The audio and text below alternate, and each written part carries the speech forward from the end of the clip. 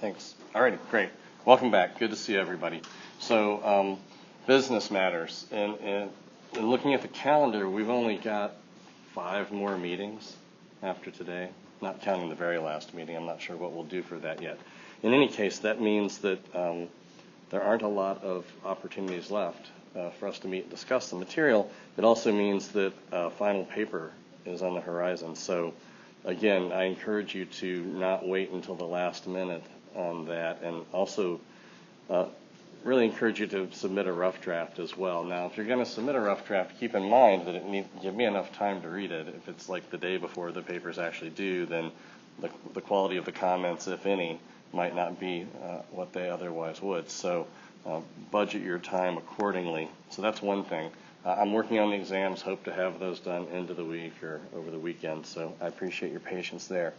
The other thing is, in looking at the discussion boards, Ian contributed a great post. Thanks, I appreciate that. I read that on the latest board, but he was the sole standout. So again, I know that it's that time of the semester, people get busy, and there's lots going on, but I do take a look at these and read them, and it gives me some sense of where people are at in terms of their grasp of material, and in some cases ideas for where to direct the discussion in class. So don't forget about those. Those constitute a significant portion of your final grade, and while I have said I'll accept late post with reduced credit, you're starting off behind the 8 ball if you risk doing too much of that. So we're in the home stretch here. Hang on just a little bit longer, and we'll be finished. If you haven't come up with a paper topic yet, again, email me, see me so we can talk. I'll try to get references to those that I've promised them to. Some have already gotten them. If you're struggling for ideas, again, not a bad thing to sit and talk with me. Maybe we can come up with something together that would interest you, and I think if you can write on a topic that you're actually interested in, the chances of writing a better paper are greatly increased. So keep all of that in mind. Questions from you guys before we get back into it and do a little bit more epistemology? All right, so last time we were wrapping up Chapter 7, which is sort of Skepticism Part 2, and we were talking about ordinary standard skepticism, and we looked at several different responses to this idea that, and recall, what's the idea behind ordinary standard skepticism, first of all? What's the difference between that and what you might call, I guess, high stakes or high standard skepticism? Somebody help us out.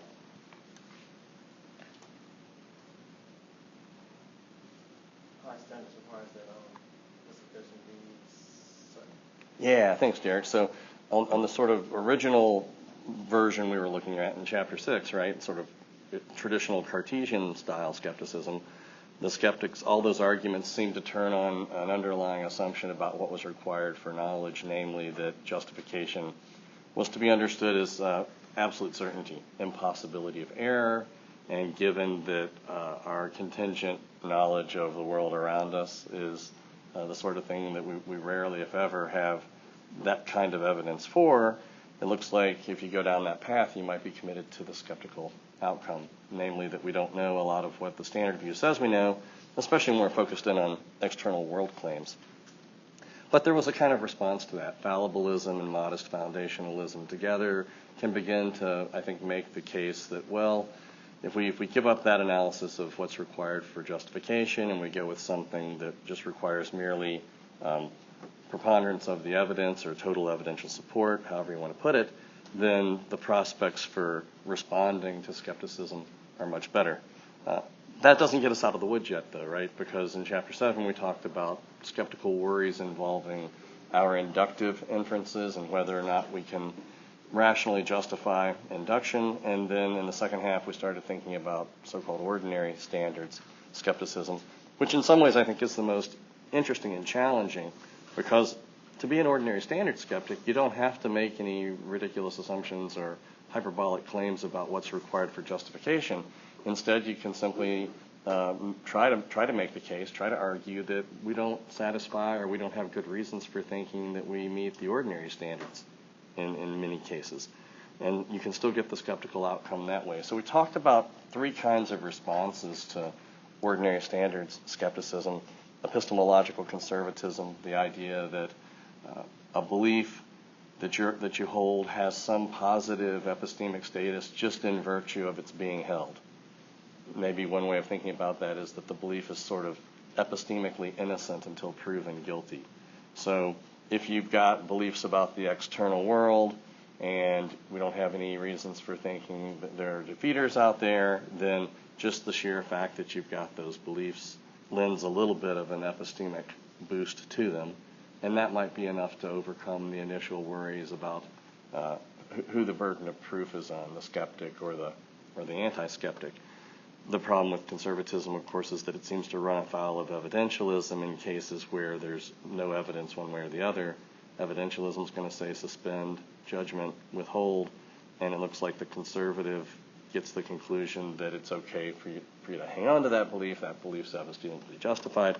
So that seems like an issue. Then we talked about immediate perceptual justification, and there's a whole discussion in there about the three people in the garden and exactly how would that work. That's a detailed story to try to spell out. A number of folks have worked on it for a long time, but it's not easy to explain exactly how that program's going to go. But the basic idea, of course, is that we get immediately prima facie justified in our external world beliefs just in virtue of having a proper response to the sensory experience. And this, again, provides some initial epistemic boost to those beliefs that should allow us to then, together with modest foundationalism, make a case against the skeptic, right? Then the last thing we talked about was the best explanation approach, the idea that we've got these common sense beliefs, that I have regular and orderly experiences of my environment and the world around me. I don't have experiences typically of being in a dream state or in the matrix or being a brain in a vat. Of course, if I were in any of those scenarios as we're imagining them, you wouldn't really notice anything because presumably the hypotheses are supposed to be introspectively indistinguishable. So you couldn't really tell. But in general, my senses lead me to believe in a world of ordinary middle-sized objects that aren't popping in and out of existence, and I form my beliefs about those.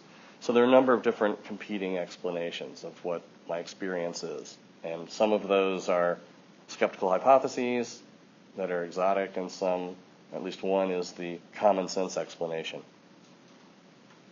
And so the best explanation approach to this would be to try to make the case that the common sense explanation, that there is in fact an external world populated with sorts of objects we take it to be, is in fact what we're justified in believing, and that the skeptical hypotheses in various ways are more complicated.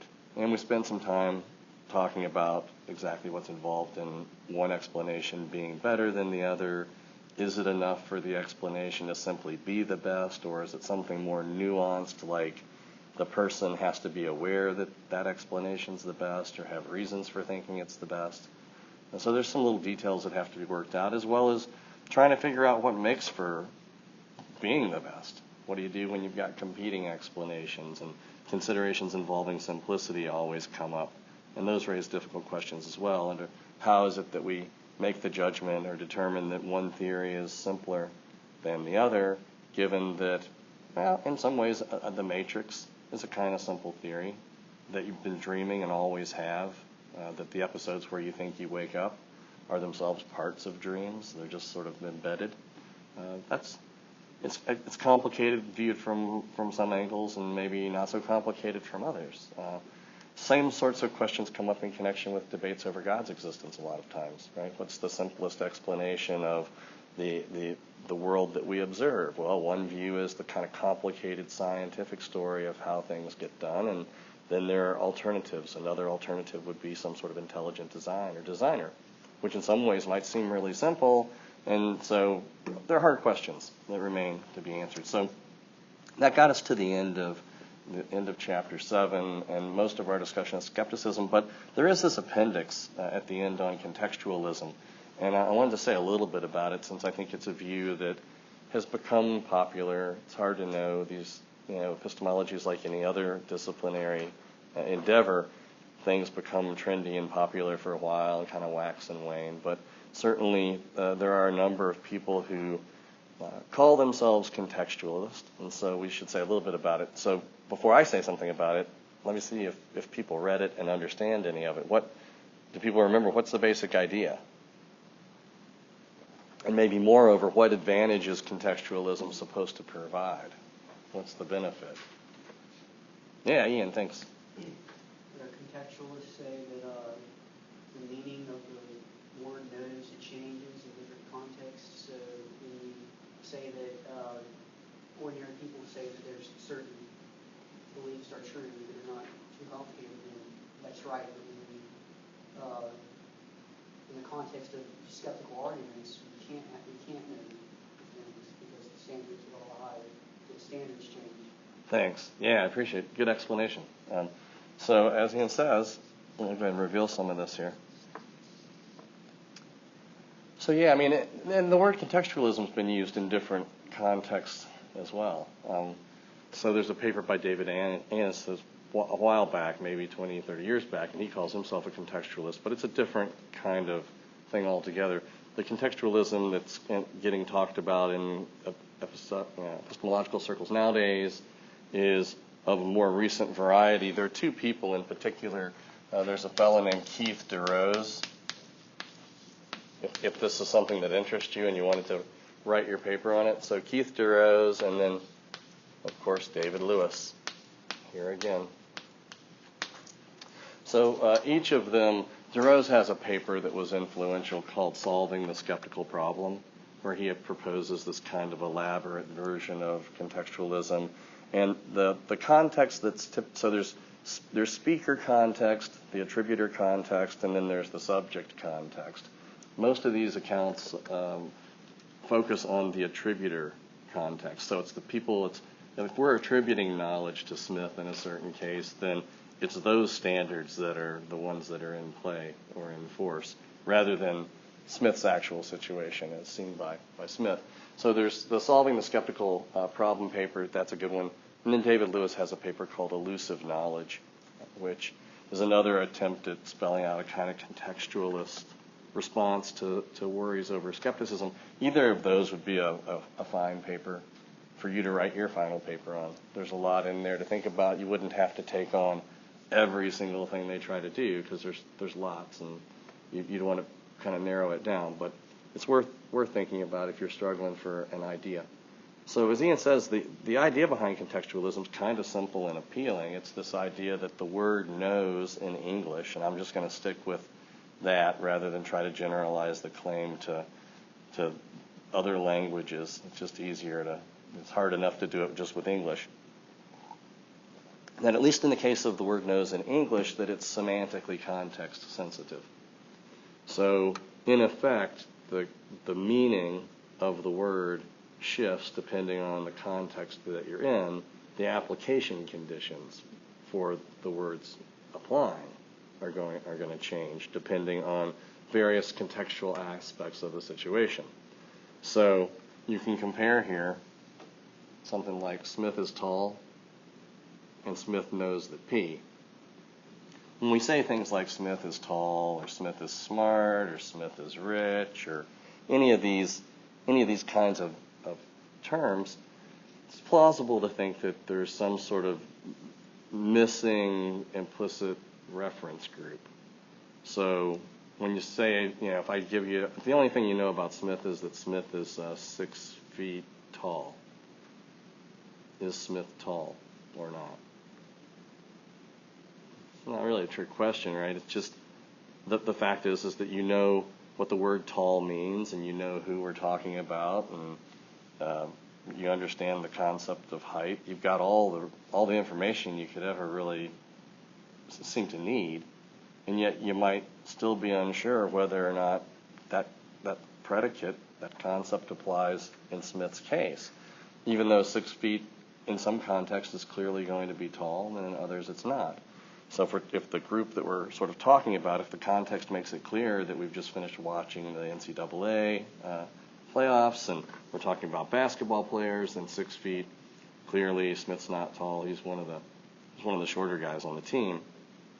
If, on the other hand, we're talking about grade school kids, it's going to be a different situation because that would be a really tall fifth grader. Right? So, and similarly for a host of other other predicates in our language that seem to kind of work that way. So I guess the first point is that contextualism about the meanings of words, I think, is sort of undeniable for certain concepts, for certain words. It's just this say, kind of new wave approach to thinking about it as applied to knowledge and whether or not it can do everything that the contextualist wants it to do. Clearly, some words do seem to be context sensitive. The meanings seem to shift. And you'll notice also that a lot of these words tend to be vague as well. And we've talked a little bit about vagueness before and ways of trying to deal with it, that they're going to be, it's a kind of a continuum or a threshold concept where you've got the extreme ends that what's definitely not tall and what definitely is tall, or what definitely is rich and isn't rich. But there are going to be some borderline cases where maybe you just can't tell whether or not the concept applies. We say that words like that are vague. They don't have precise boundary conditions. One question is whether or not any interesting epistemic concepts work that way.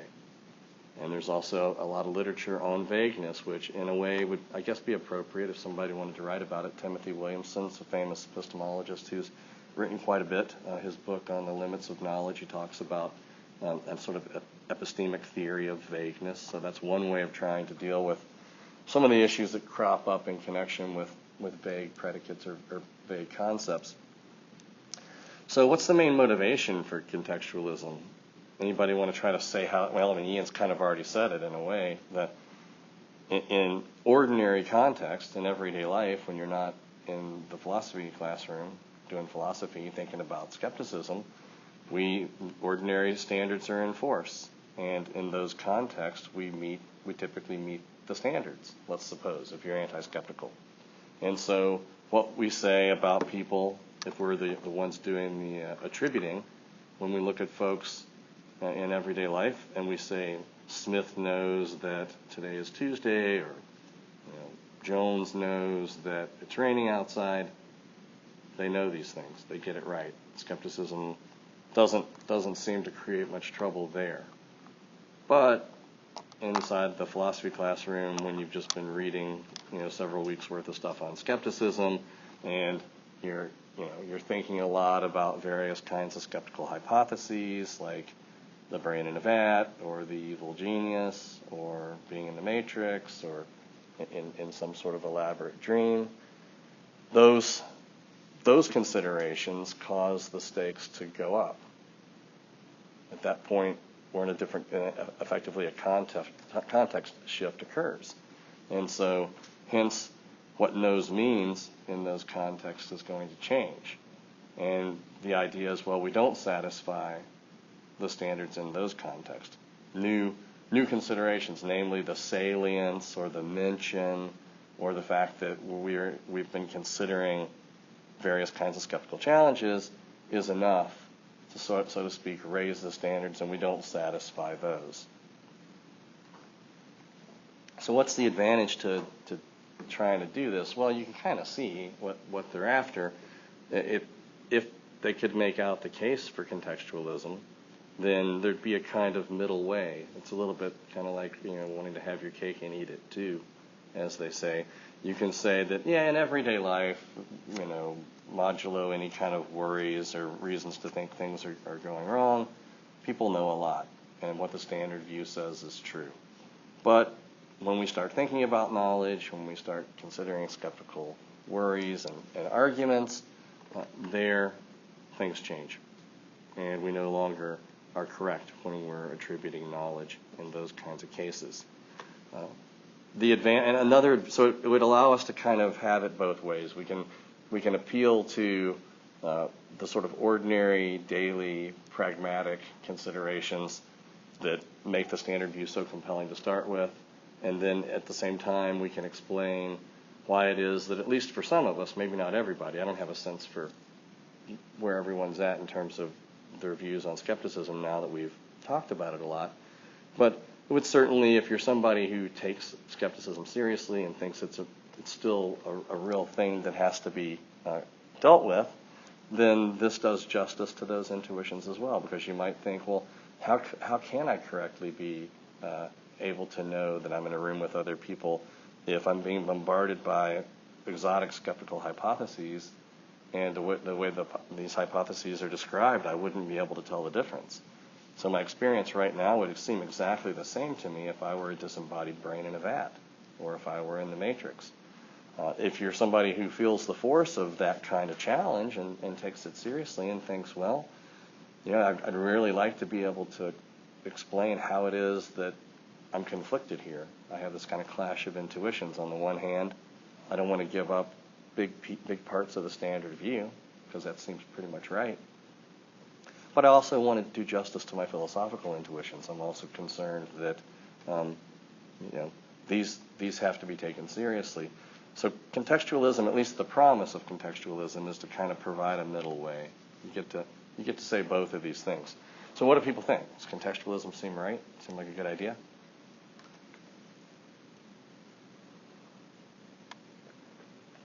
Problems with it? Worries about it? Confusions surrounding it? Yeah, Anthony. I like that it tries to broaden really but I can definitely see where this evidentialism But say some more about that. What are you thinking? Because it seems like there are different ways of sort of spelling it out. So I could see how you could definitely run afoul of evidentialism depending on the details, which theory you're going to try to apply it to. And he mentions that you could kind of spell out contextualism in an evidentialist kind of friendly way, or in a non-evidentialist way. So the theories that we looked at in Chapter 5, the non-evidentialist approaches, these so-called externalist approaches to knowledge and justification, they typically say that it's something other than just your evidence that makes for whether a belief is justified or not. They don't have to say that evidence is completely irrelevant. I don't think any sensible epistemologist would say that, but certainly it's not the only story the way it is when it comes to evidentialist accounts, that whether or not a belief is justified is entirely a function of whether or not it's supported by a person's total evidence at that time, and your total evidence are all of your experiences along with your, the beliefs you have available to you. So if you were somebody like Alvin Goldman or Plantinga or somebody and you wanted to be a contextualist, you'd have to figure out a way to kind of piggyback that theory onto their externalist approach. But presumably it could be done. The thought is hopefully that contextualism should ideally be kind of neutral, maybe, between which way you want to think about justification, whether it's more internal or more external. Yeah. Something I'm struggling with understanding is, does contextualism say that the criteria for knowledge can change based on your language? It's not. I'm glad you asked that question. It's not that the conditions for knowledge would change. Knowledge still has to be justified true belief. So and that's an important thing to get clear on. So we're not saying that in different contexts, what counts as knowledge is different because the concept is constructed differently. It's still justified true belief plus whatever gets around Gettier. But I take it that the sort of the target of the contextualist claim is that it's the justification, whether we satisfy the justification condition. So knowledge is going to be justified true belief plus Gettier in every context, whether we're in the classroom doing philosophy or whether we're wandering around out in the world. And certainly it's going to apply to people who have never thought about any of this stuff. We need that because, at least I feel like it's important that our theory of knowledge make a lot of room for the fact that 99% of the folks aren't going to ever think about this stuff probably. And that doesn't mean they don't know a lot. They do. I see it as a virtue of evidentialist accounts and others that we want it to be the case that knowledge isn't just the sole property of folks sitting in classrooms thinking about epistemology. So in these different contexts, whether you're in the classroom or whether you're in the sort of the ordinary case, what's going to happen there is that that you're in those contexts causes what's required for you to be justified to fluctuate.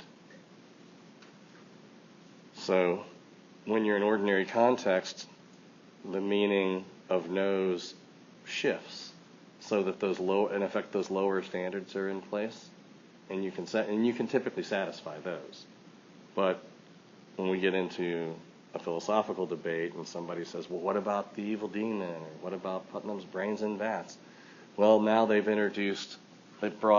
called our attention, by mentioning it, they've called our attention to one of these hypotheses, and they've made it a salient thing. So now we have to consider the fact that, are we justified if we've got to be able to rule those out or eliminate those? Yeah, Ian. Yeah. Another thing that can be said about contextualism is, Feldman mentions this, is that it seems to concede a lot of ground to the skeptics. And instead of trying to find out what is wrong with the skeptical arguments or deny like a premise in one of those arguments, it agrees with them basically and says that, yeah, you're right, you can't have knowledge in these skeptical cases. Yeah. And I agree with Feldman, and that obviously brings up some problems, like why do we want to concede that much ground to the skeptical hypotheses? I agree. Yeah, thanks. I appreciate you mentioning that. So and you're right. I mean, he does. I think this is a serious worry. I mean, and again, just as a kind of a methodological point in doing the kind of philosophy that I like to do, that I try to model for you guys. Always good to go back and think. That's why if you can start with an argument, if you can reconstruct an argument from whatever paper you're working on, just find an argument or two, even if it's a prose thing. If you can turn it into a series of premises leading to a conclusion, that kind of forces you to go back to it. And that's the idea, is that you can, once you've sort of reconstructed some bit of reasoning and you've got it in premise conclusion form, you can go on. It provides a kind of handy way to discuss the argument, to refer to it, to refer back to different premises. But at the end of the day, yeah, we'd really like to have something to say about either the conclusion or at least one premise in the argument. So if it's a valid argument and you don't accept the conclusion, you're rationally committed to rejecting at least one premise. And any kind of proposed theory or solution that says a bunch of stuff but then leaves us wondering what's wrong with the arguments has kind of, in some way, stopped short of what we'd really like. It'd be nice to, it's sort of similar to the point he's made before about G.E. Moore. Whether you think Moore's response has much to it or whether you're critical of it, it doesn't seem to help us one way or the other knowing what's wrong with the skeptical arguments, and that's really kind of what we want to find out.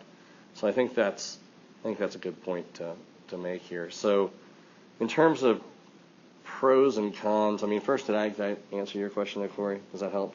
So it's really and thanks, Ian.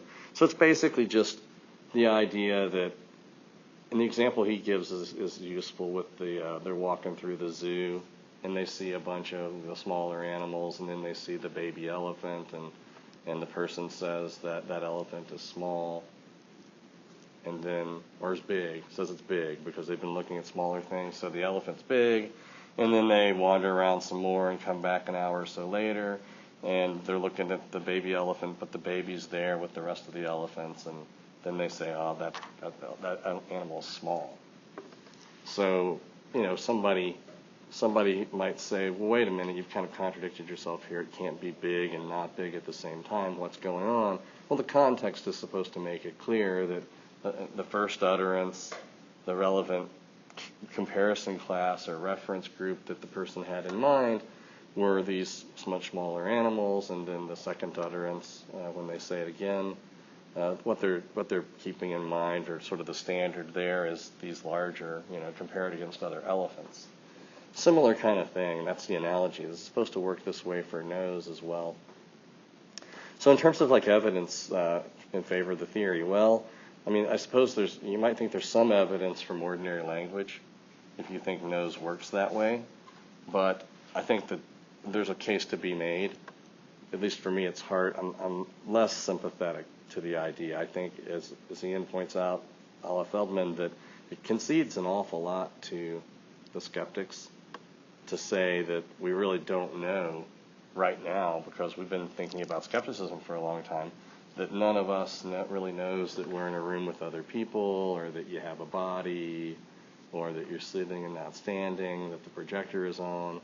I mean, I'd like to be able to say I know those things even right now as I'm teaching a course, where we're discussing skepticism. So I think that's a lot to have to give up, and you might think that's a high price to pay. You might also wonder whether or not knows really is semantically context sensitive. Does it really work the way some of these other terms in our language that we're more familiar with, that have a kind of implicit relativity built into them, does it really work the same way? One of the things that seems like happens a lot is that people often retract a claim involving whether or not somebody's rich, or somebody's tall, or somebody's smart. So if somebody says, Jones is rich, you say, well, what do you mean by rich? Oh, Jones has a personal net worth of $1 million. Well, I mean, that's a lot of money by any of our standards, right? Ordinary standards. But when you've got people like Bill Gates and Warren Buffett and Donald Trump, right? $1 million is not a lot of money for those folks. So there, the concept does seem to kind of shift in terms of its meaning and its application conditions a little bit. But with knows, it's kind of weird. If somebody said, you're wondering about the movie times, and you ask the person if they know what time the movie starts, and they say, yeah, it starts at 7:15, and then you get there, and it started at 7 o'clock, it'd be kind of weird for the person to insist that, well, I still knew it. I just knew it relative to some different set of standards that were in play. I didn't know. I mean, you couldn't have known that one because it's not even true. It's wrong. It's false. So it's harder for me to see that knows is going to work that way. Presumably, there'd be examples involving the same thing with the justification condition. People often are, less willing to try to make the case that they somehow still knew, but by some other standard. It just seems kind of some other standard was enforced. So, I mean, an argument for contextualism, and there are different ways this could be spelled out. I mean, here's one idea. I don't claim this would be the best argument for it, for the view, but it's simple at least. It has the virtue of only having two premises and makes it easy. The best explanation of the semantics of knows suggests that it's context sensitive. In other words, contextualism is true. Some version of explanationism, which is a word coined by Bill Lycan at Chapel Hill, he sort of uses that as his account of epistemic justification. So something like the idea of what you're justified in believing at a time about some matter is whatever the best explanation of that thing is. So if something like that's the case, then contextualism would be true. Now, presumably, you could also add some more premises if you needed to, talking about the various theoretical benefits to adopting contextualist solution to skeptical problems. The fact that you can kind of have it both ways. And I guess whether you think having it both ways is a good thing or a bad thing probably is linked to whether you're inclined to be a contextualist or not. So, thought I saw a hand. Derek, did you have one earlier? You get? Okay, all right. So, other thoughts on contextualism? More to add there. All right. So now we're on to Chapter 8. And as I said, the latest discussion board is out there. Ian has provided a lengthy and thoughtful, good post that will get you started. You can read what he said about naturalized epistemology. And I think what I'm going to do is maybe start going in a different direction than Feldman. He sort of covers some of what I see as moderate kind of naturalistic accounts in the first half of the chapter, and then saves the background for the second half of the chapter. But I think I'm going to do it in reverse. It just makes a little bit more sense to me to do it that way. So I'll try to get to the experimental stuff next time.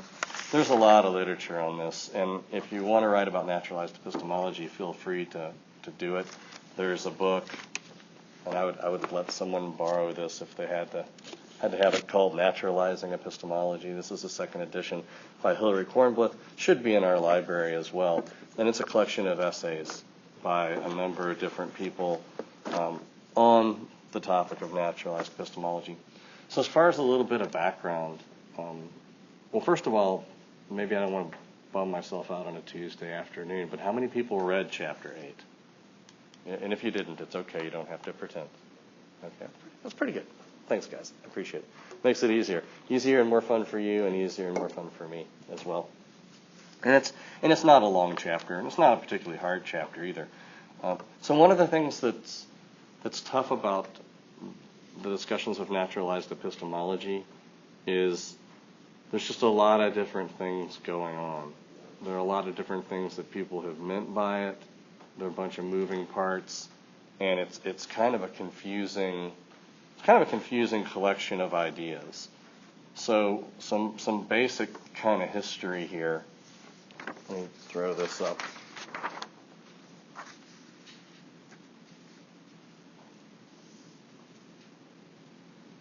So the word naturalism isn't something new. It's been around for a long time, and it gets used in a lot of different contexts, like any other, familiar kind of piece of philosophical terminology. It's a sort of term of art. And so if you go back throughout history, you can find different examples of philosophical views or folks that identify themselves as naturalist. A lot of those uses are, I think, better understood as metaphysical claims or metaphysical theses. So if you go back far enough, you might find folks describing their view as naturalistic, or their own philosophy as that of naturalism. And maybe all they mean by that, what you'd think they would mean is having something to do with nature. As I say, the language itself kind of becomes a hurdle and a little bit of a barrier. I think Feldman does a really good job in the chapter of kind of cutting through a lot of that and sort of streamlining it down and just having to kind of pick and choose certain aspects of contemporary naturalism. And it's an ongoing dynamical field within contemporary epistemology. If that's something that you think you're interested in, you could take a look at the Stanford Encyclopedia entry on naturalized epistemology. Feldman wrote the original version of that entry, and I don't know if it's been given away since then to someone else for updating or not. But if his original is still out there archived, highly recommend it. It's really well done. It's a good one. So, as I say, a lot of people come to this with kind of preconceived ideas about what the word's kind of loaded and what it means, and in a lot of these older historical contexts, I think it really is best seen as a kind of metaphysical view or metaphysical thesis. So naturalism maybe is supposed to be the same thing as materialism, which is the same thing as physicalism or atomism or some sort of pick your favorite ism from among these metaphysical claims. And by that I just mean claims about what exists as opposed to a view about knowledge. So one of the first things to kind of get clear on is that, there's naturalism in ethics, there's naturalism in metaphysics, there are naturalistic accounts within the philosophy of art, on and on and on. I've heard people in the philosophy of language describe their views as naturalistic. So it is kind of it got to a point, and certainly in the late 1990s and early 2000s, where it's just kind of overused, I think. So the views we're talking about are all forms of epistemological naturalism. Clearly, they're not necessarily tied to any kind of particular underlying metaphysics, though. If you've read the stuff, you know that part of what naturalists typically are encouraging is some sort of important relationship between how philosophy gets done and how science gets done. That's kind of the broadest way to put it. Whether that means just abandoning what we've been doing and letting somebody somewhere in the sciences take a stab at it, which is a very radical kind of idea, or whether it's something more modest or moderate, like wouldn't it be nice if philosophers were more interdisciplinary? Wouldn't it be great if people that are working on the kind of problems we've been thinking about. What is knowledge? What is justification? Can you ever really know anything? Are there rules or principles, general ones, that we can formulate describing when a person's justified, or how to go about getting more knowledge, or more reliably produced beliefs, or anything like that? If you think those are questions that it would be nice to have people in cognitive science, neuroscience, linguistics, maybe folks in computer science that are interested in AI, and certainly all those that I've mentioned are fascinating areas. They're great fields. They're wonderful, but they're different than traditional epistemology, at least in the way they've been the way traditional epistemology has been pursued. So that's kind of the first sort of little background qualification, is that the word isn't particularly helpful. It's just become a kind of trendy label. As far as the recent origin or use and popularity of the label, it traces back to this famous article by Quine. So W.V.O. Quine, a strange name, as a Harvard philosopher, talked about him before this semester in connection with the coherence theory and the web of belief metaphor, this idea that knowledge is can be represented as a web that's interconnected, with certain things closer to the periphery and certain things further out, and the ones that are out at the edge are the ones that are most closely tied to sense experience. They're the ones that, in some ways, we would maybe be able to give up the easiest, because the senses are fallible and they get things wrong. So you've got the ones out at the edge, and then as you kind of get closer into the center of the web, you get to the core. And the ones in the center aren't in principle any different than any others. It's just they're in the center because they're the ones that it would require the most dramatic changes in the overall web if we were to try to give them up. So our beliefs in logic and mathematics typically get lumped into the center. So Quine's remembered for a number of different things. That's one we talked about earlier. But in any case, he's a significant, it's hard to rank these people in terms of their influence and importance and their legacies, but Quine is a very influential Harvard philosopher. I think he passed away in 2000, lived to be almost 100 years old, did a lot of work. So he kind of spans the century, really, in a lot of ways, the 20th century, and he kind of made contributions to lots of different areas. He was very much sympathetic to logical positivist ideas, even though he was also one of the biggest critics of logical positivism. How many people have heard about logical positivism? Verificationism? A little bit? Yeah. So maybe I need to say a little here on that, too. I don't want to use language that people don't know. Logical positivism. It's another one of those not very helpful labels, because it doesn't tell you anything about the view, and why it's positivism, beats me. They didn't seem overly positive. I'm just kidding. But it's not really helpful. Here's another label for it, is logical empiricism. And then finally, verificationism. This is probably the most helpful label for it. Verification. Verificationism.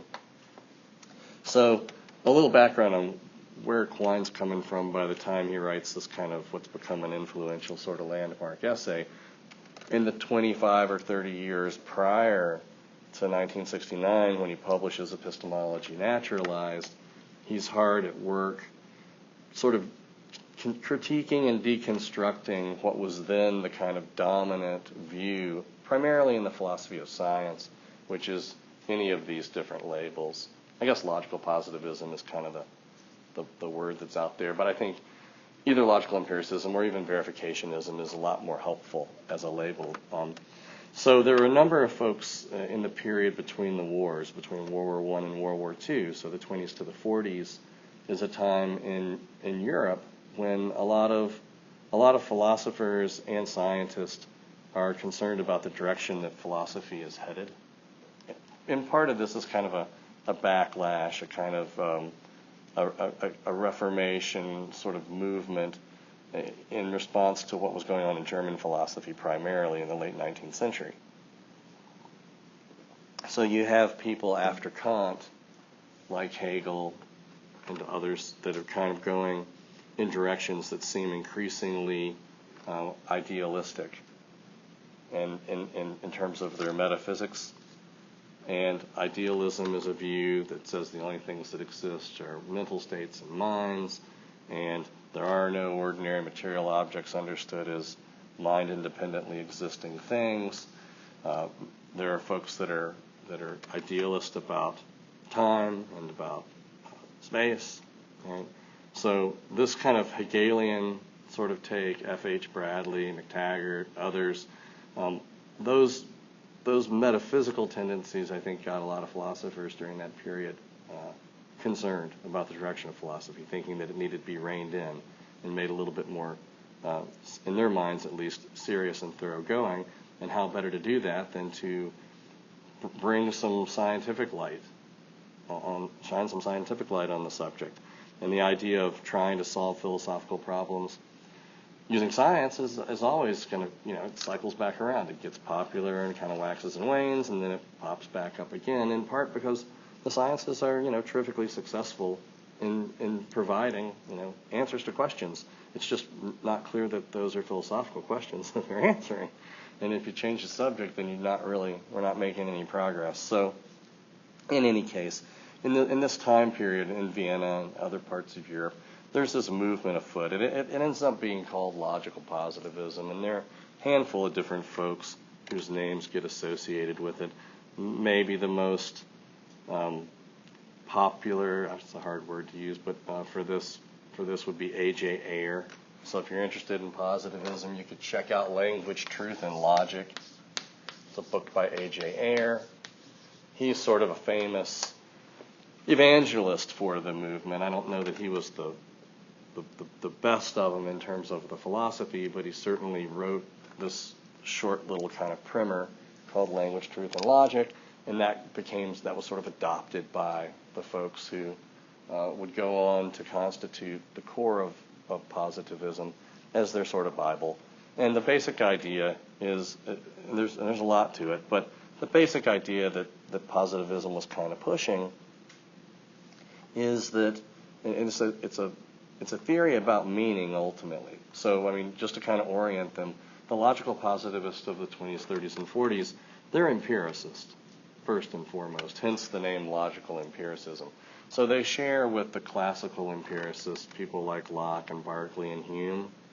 They share sympathies with this idea that all of our knowledge, whatever else we want to say about it, has to somehow be accounted for in terms of the operation of the five senses. That's really what it's all about. And it can be worked out in different ways. So when you have people like Locke or Berkeley or Hume, it typically gets worked out in terms of distinctions about matters of ideas and impressions and relations among these things.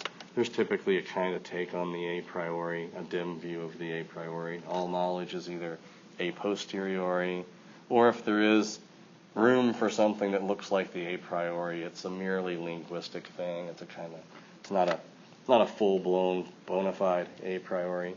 So the logical positivists of the time, they're already sort of steeped in that tradition. They're coming out of that several hundred years later, but they have a kind of different they put a different spin on their empiricism and aren't so focused on the distinction between impressions and ideas or that kind of terminology. What they say, what makes it kind of unique, and the reason why I guess it still gets discussed, is they take a kind of linguistic stance on these matters, and they say, look, what is it that makes a statement meaningful whenever it is meaningful?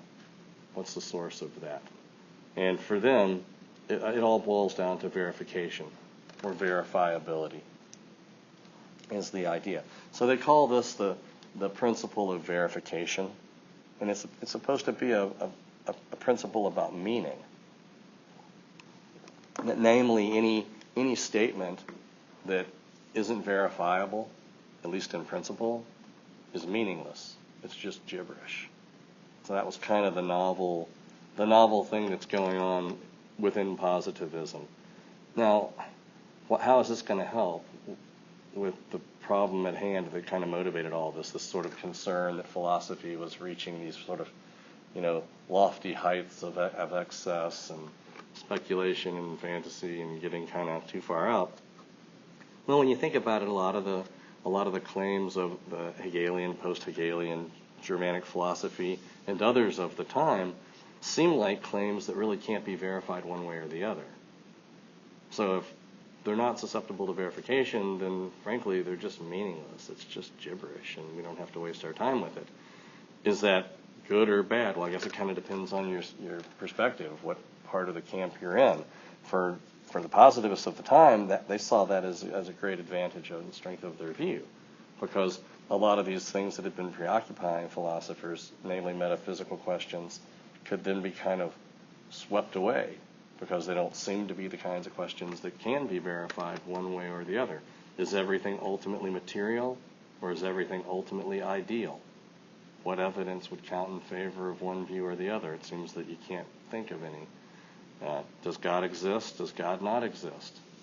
Again, might be a question that just simply isn't the sort of thing that can answer to any verification one way or the other. And on and on. Notice that ethics looks like it might be in trouble, and they have to come up with things to say about their ethical theories if you're a positivist. Because when somebody says torture is morally wrong, I mean, you can imagine an episode of torture that's been captured on video or something, and you could scrutinize it and analyze it with the experts, and there'd be lots of things that you'd be able to see in viewing the video, lots of information that you could glean from it, but you're not going to see the wrongness of it. You're going to see the number of people involved and what was done, and who did what when, and all this sort of thing. You can describe the case, but the wrongness of it isn't something that's just worn on the sleeve of the act. So right off the bat, I mean, how do we verify these moral claims, these ethical claims, religious claims, theological ones, right? Metaphysics in general all looks like it's going to potentially be in jeopardy if positivism is on the right track. So that became kind of a really powerful force in Anglo-American philosophy, because a lot of the positivists, when World War II came along, ended up having to leave because of the Nazis, and many of them came here to the United States and set up camp. And so positivism continued to flourish up into the 50s. That's about the time that Quine is starting to do his most innovative, or at least some of his early work in the 40s and 50s. He establishes a correspondence with another significant figure within the movement, a person named Rudolf Carnap. He's a pretty amazing philosopher.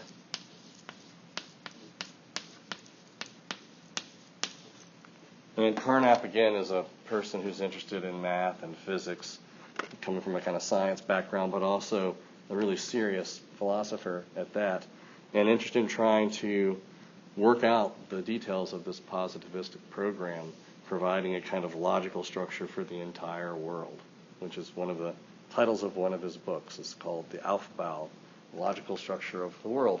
And so Quine strikes up a correspondence with Carnap, and this becomes the grist for a lot of interesting discussions and debates between the two of them.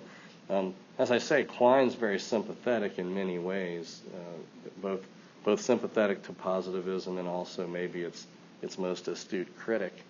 And so at that time, one of the issues that comes up is this idea of the analytic-synthetic distinction. We talked about that a little bit. So there's the a priori, a posteriori, which is an epistemological distinction. There's the necessary contingent, which is a logical or metaphysical distinction, depending on your kind of take on it. And then there's the analytic-synthetic distinction, which is a linguistic one. And there was a lot of concern at the time about the status of that distinction, whether or not it was any good. And in a famous paper from the early 50s called Two Dogmas of Empiricism, which is an interesting title given Quine's sort of apparent sympathies with empiricism and with the post-positivist program, he sort of launches in to a critique. And one of the things he concludes is that the analytic-synthetic distinction is no good, and he thinks that if that's no good, then the a priori, a posteriori distinction is no good either, that that's going to fall. And this begins the path that Quine takes, ultimately working up to the paper from 1969. So a lot of the early seeds of what would come you can find in some of these earlier papers from late 40s and early 50s, some of his most notable claims. And Quine is, I think, rightly remembered as a person who had controversial, original ideas and also was able to express them in a really eloquent way. So for my own part, even though I read a lot of this stuff even now and I just kind of shake my head and disagree, I find myself still wanting to read it because I think he's a great stylist, he's a good writer, and that's a joy. Because he's also saying stuff that's provocative and fun to think about. So in any case, that gets us up to the paper from 69, which is sort of what launched the whole current wave of thinking about naturalized epistemology. Now, of course, the field has continued to move on. There's even an area now called experimental epistemology, which is kind of weird. You might think, oh, they're doing finally epistemologists. They got serious. They're going to wear white coats and they're going to do experiments. Not so fast. Don't get too excited, because it's not really what's going on. It's not so much that the epistemology is the subject of experiment, but rather it's folks that are essentially sort of collecting intuitions from thought experiments and seeing how much variance there is in these various thought experiments within epistemology and other areas. So there's a kind of experimental angle, but basically it's sort of like running psychology trials and collecting the data and then sort of organizing it and seeing what's going on. It's not so much experimenting directly on people's minds or brains or anything like that. So in the 1969 paper that kind of starts the whole thing, Quine begins with this sort of famous first sentence. I'll read it to you here. He says, epistemology is concerned with the foundations of science. It's the start of the paper. And again, if anyone wants to choose this as their final paper project, that'd be great. In fact, there's a good pairing of papers if you're looking for kind of, not an easy topic by any stretch, but certainly one that is doable and makes for kind of a ready-made back and forth. You could take Quine's Epistemology Naturalized and then take a critique written by Jaegwon Kim. Put his name up here too for you, just so you've got references. Jaegwon Kim, philosopher from Brown, wrote a paper called What is Naturalized Epistemology? And so there's enough material in there to where you could reconstruct one or more of Quine's arguments and one or more of Kim's arguments, or his objections to Quine as an argument, and evaluate that. Wouldn't be a bad paper.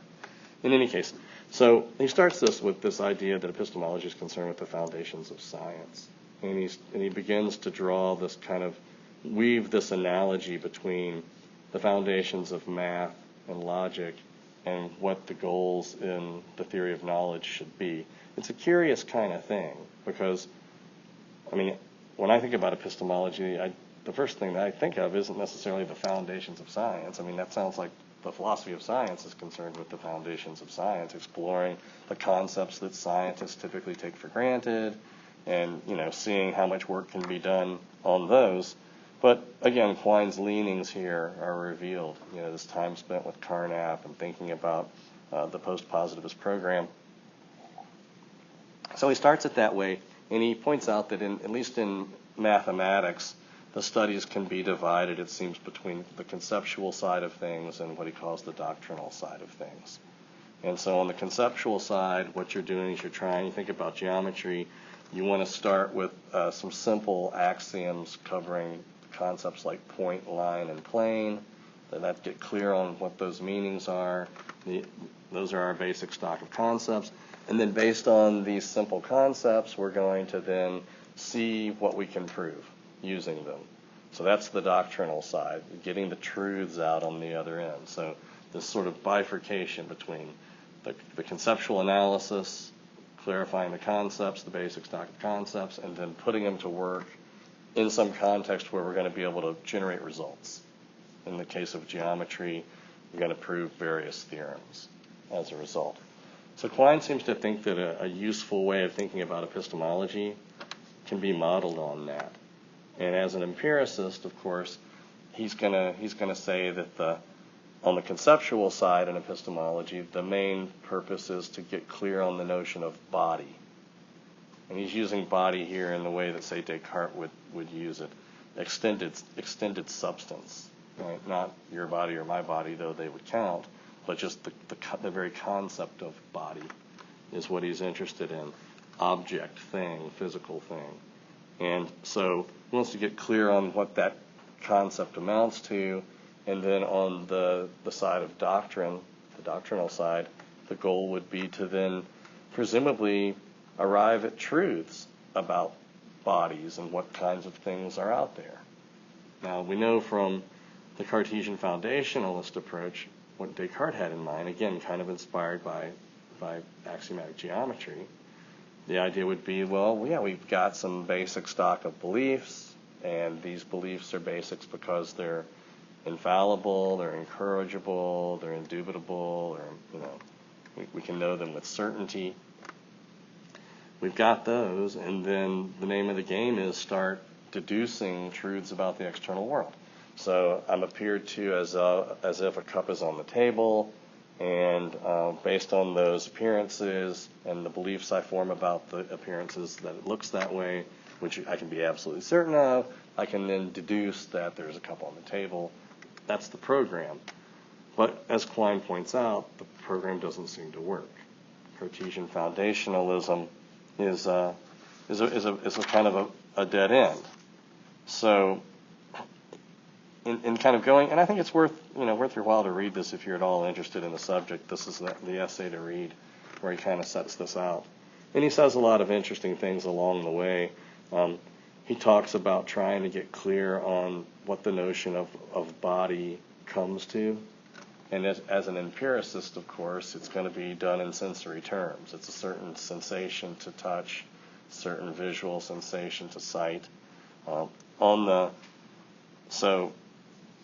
I'll read you a little section here. If common sense distinguishes between the material apple and our sense impressions of it on the ground that the apple is one and enduring, while the impressions are many and fleeting, then Hume held so much the worse for common sense. The notion of its being the same apple on one occasion and another is a vulgar confusion. Nearly a century after Hume's treatise, the same view of bodies was espoused by the early American philosopher Alexander Bryan Johnson. The word iron names an associated sight and feel, Johnson wrote. What then on the doctrinal side, the justification of our knowledge of truths about nature? Here, Hume despaired. By his identification of bodies with impressions, he did succeed in construing some singular statements about bodies as indubitable truths, yes, as truths about impressions directly known. But general statements, also singular statements about the future, gained no increment of certainty by being construed as about impressions.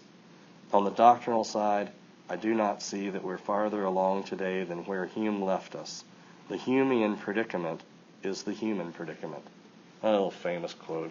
He has a thing for these little slogans. So the Humean predicament is the human predicament. This all sounds kind of bad news. This sounds a little bit like skepticism as opposed to naturalism. But he's gonna take this idea and sort of turn it around, and it's going to be a contender to the standard view, at least the methodology of the standard view. So we've talked about skepticism as a challenge to the standard approach, right? Now we're thinking about naturalism and the challenge that it presents. I'll stop with that for today. We'll pick back up with this next time, get us through at least his critique of traditional epistemology, and then we'll think about the first half of the chapter and some of the literature from the psychology of human reasoning. Thanks, folks.